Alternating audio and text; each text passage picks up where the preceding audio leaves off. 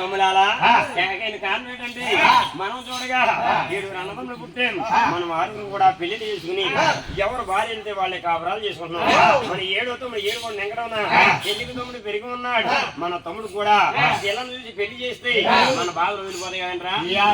చక్కగా ముస్తాలే తల్లిగారిని వదిలిల్లారు. అమ్మ దినమదేవి నీ సంబంధానికి వెళ్ళాలండి. నీ చేతి పిండి వంటది మాకు చాలా కాలం అయిపోయింది. నువ్వు చక్కగా భోజనాలు ఉండి మా గుర్తించినట్టయితే మేము రాజ్యాలు వస్తున్నారు. అప్పుడు కన్నతల్లి పేరమ్మదేవి గారు ఇలా అనుకుంటుందంట, నా కొడుకులు నా చేతి పిండి వంట తిని చాలా కాలం అయింది. ఈనాడు నా కొడుకులు 6 కూడా నా వద్దకు వచ్చారని ఆ కన్నతల్లి పేరమ్మదేవి గారు అలా పిండి వంటలు తయారు చేసి పెడతాను. చక్కగా భోజనాలు ఉండి ఈ రాజు దగ్గరికి ఇలా భోజనాలు కొట్టించిందట. ఈ రాజు కూడా భోజనాలు తిన్నారు. యానా పెంకాడు గారు బయట వేసి ఇలా అన్నారట, అన్నయ్య మన 7 అన్నదమ్ములు పుట్టాం. 6 కూడా పెళ్లిళ్ళు అయిపోయి ఎవరి భార్యలు వాళ్ళకి భోజనాలు కొట్టించేవారు. ఈనాడు మన కన్నతల్లి పేరమ్మదేవి గారు ఇలా భోజనాలు కొట్టించారు. ఎలా ఉన్నాయా? అన్నయ్య చుట్టూడే కూరలరా అన్నయ్య సుఖరని ఊరు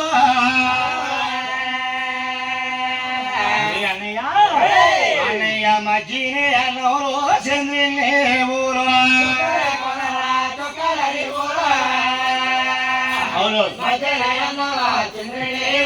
అన్నయ్య మధ్యనే అన్నవర చంద్రుని ఊరు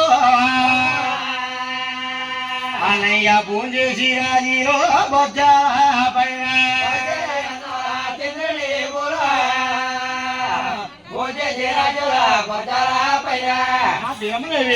మాకు శకరం నుంచి సాగనప్పుడైతే మీ చక్కగా రాజ్యాలు వస్తున్నారు. అప్పుడు కన్నతల్లి పేరమ్మదేవి గారు అలా గాడి చెమ్ముతో గంగ పట్టుకుని అలా కొడుకులకి 7 అడుగులు ఎదురుగా వెళ్ళి బాబు అరిగోవిందు మీరు క్షేమంగా వెళ్ళి లాభంగా రండని ఆ కన్న కొడుకుల్ని దీవించి పంపింది.